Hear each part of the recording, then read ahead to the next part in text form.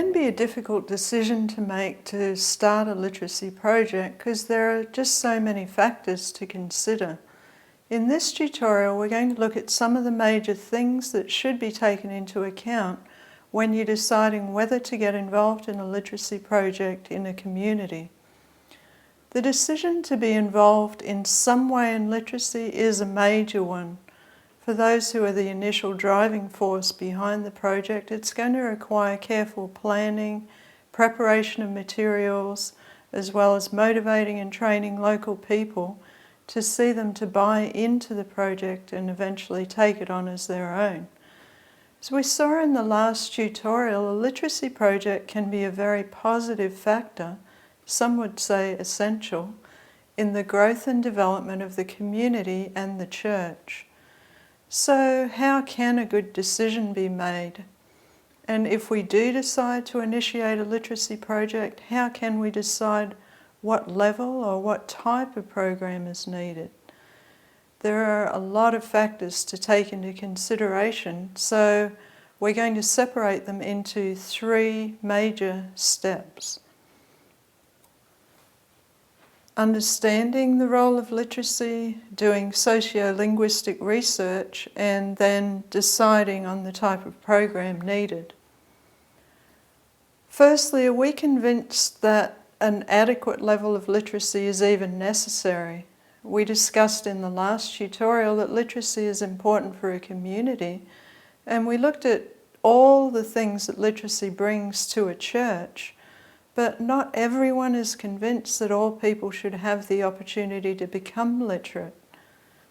Over the last decade or so, there's been a growing trend away from literacy and toward visual or oral learning.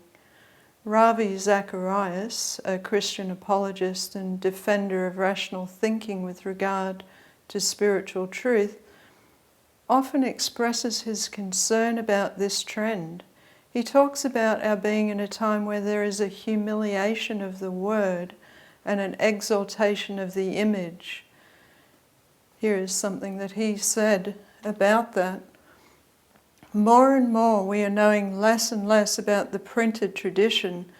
The ability for abstract reasoning is diminishing in our time because people come to their conclusions on the basis of images. Their capacity for abstract reasoning is gone. And John Piper also asks a similar question.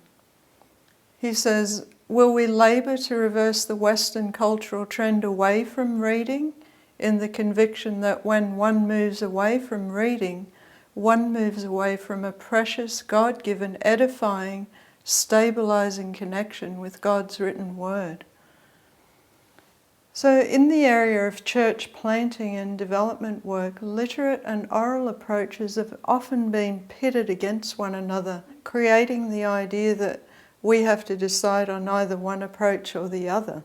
One of the results of this has been the growth of a strong orality movement and the implementation by some major mission organisations, among other things, of biblical storytelling without any expository teaching, and to encourage the development of an oral Bible rather than putting work into a written Bible translation.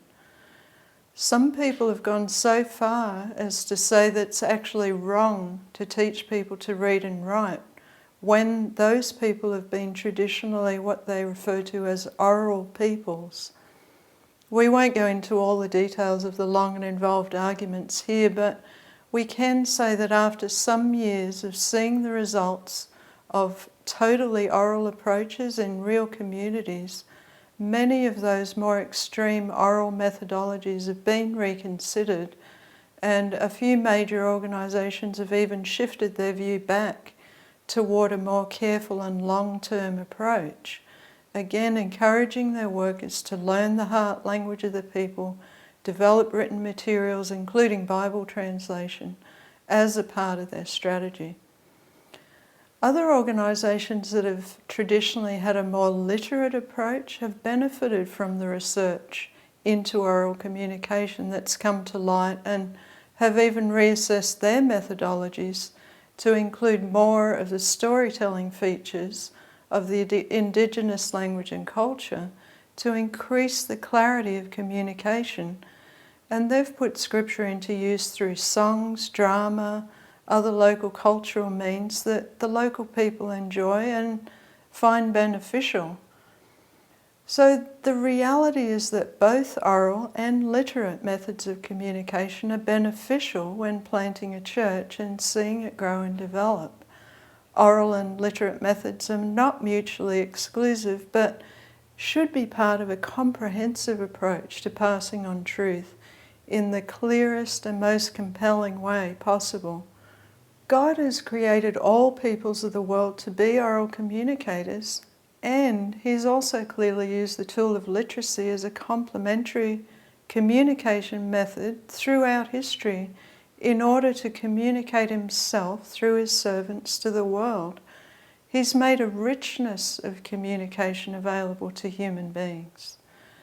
Communication with people whose life and interaction has been primarily or entirely oral should be in the style and naturalness of oral speaking, whether that's in daily communication, teaching, or in written materials, including the translation of scriptures.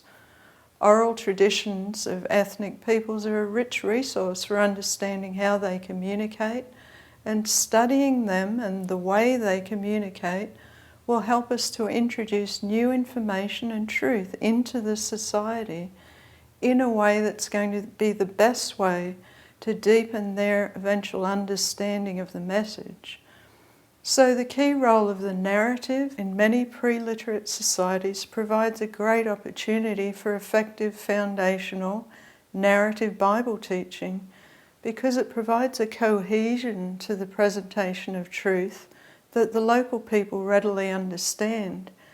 In fact, it's something that seems to be universal across cultures. People enjoy and generally learn better from narrative teaching. In fact, it's something that seems to be universal across all cultures. People enjoy and generally learn better from narrative-style teaching. However, in our presentation of the true story of God's Word, we need to establish that the authority of our teaching is the written Word of God. If not, how does it differ from any other story that's been passed down through the ages? The Word of God translated into the local language of the people is the visual evidence for them that God Himself is interested in communicating His Word to all people.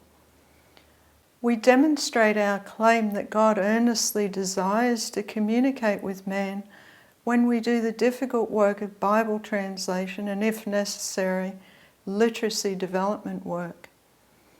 But beyond the initial church planting effort, there are huge advantages for a local church whose members and leaders have the skill of literacy in their communication arsenal.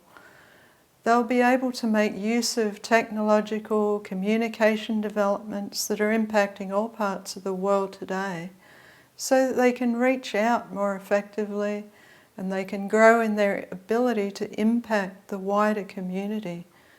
They can also grow onto maturity and develop a healthy interdependence with other branches of the church to partner effectively in ministry, and they won't be limited only to ministry opportunities that don't require literacy skills.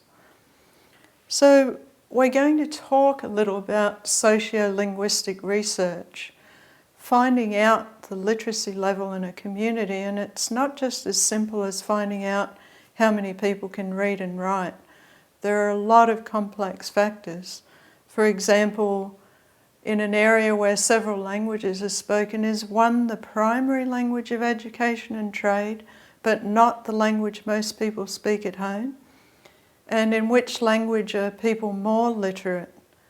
And what are the domains of literacy for various people? Are some people only able to function in like buying and selling? Or can they only sign their name or read newspaper headlines? And what is the status of literacy in the community? For people living in a resource-poor country, literacy equals both social and economic capital, because being literate allows them to participate more fully in society and to get a better job, for example. People who have higher reading and writing levels also typically have a higher income. And another question we could ask is, what access to education does the community already have? Are there other organisations working with the primary goal of education or literacy? And what kinds of programs are they running? So doing a sociolinguistic survey should help to answer these kinds of questions, and it provides an essential foundation to making a decision about whether you need literacy in an area and what type of program you need. There are research outlines available, and 3 good ones are included on the Access Truth website for you to download and have a look at. Finally, you'll need to decide on the type of program that you need. Based on the information in the sociolinguistic survey and other research that you might have done, an adequate response to the need might be starting a full-blown literacy project in that community. But it could simply mean developing more interesting reading material in the language and encouraging people to improve their reading and writing skills, or even just supporting an existing education program.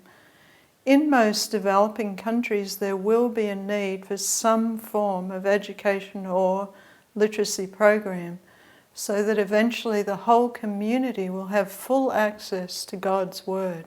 But there are still many contexts in the world today where a comprehensive literacy program would be an adequate response, because millions of people live in rural areas where they're cut off from education and development, and often from the truth as well.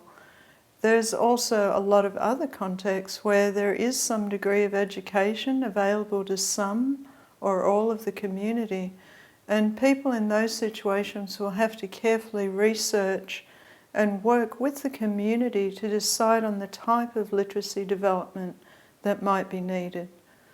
Often too, the needs and motivation of a community can change over time, and so the literacy strategy or program should be dynamic and flexible to keep up with the community and the particular people involved.